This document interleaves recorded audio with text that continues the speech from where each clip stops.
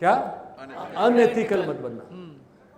एक सेठ था, बड़ा दयालु और बड़ा धार्मिक। दूर दूर से है ना लोग उसके पास पैसे लेने आते थे।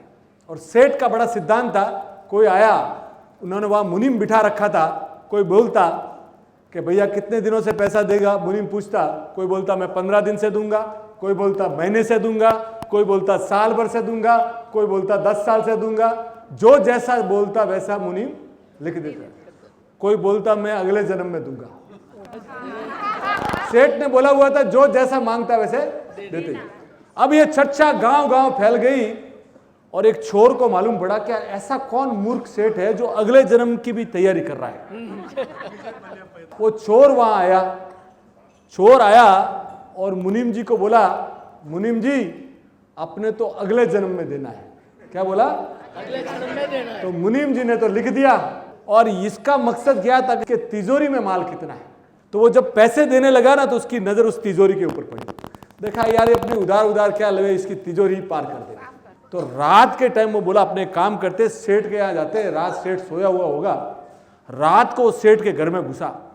तो घुसा तो देखा कि सेठ अभी तक जाग रहे हैं।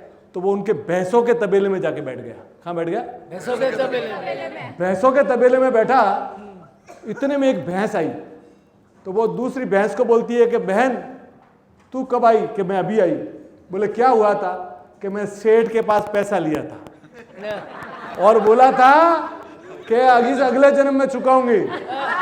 तो अब ये मैं दूध दे के चुकाना पड़ रहा है मुझे। तो वो दूसरा बोली तू कितने साल से इधर? बोले मैं पिछले 3 साल से दे रही हूं, मेरा कर्जा मैं। और चौथी बोली मैं 6 साल से दूध दे रही हूं।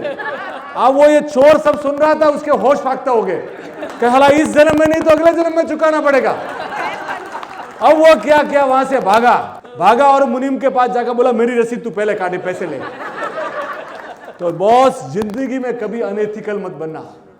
2 पैसे कम कमा लेना चलेगा बॉस, पर किसी का पैसा खाया हुआ है ना बूमरैंग करके वापिस आता है। और ये 2 रुपया है ना 2000 रुपये में कन्वर्ट हो जाता है।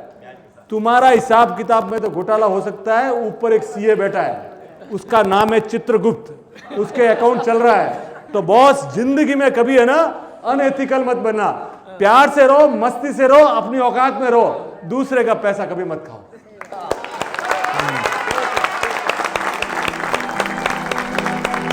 अंकुर नमक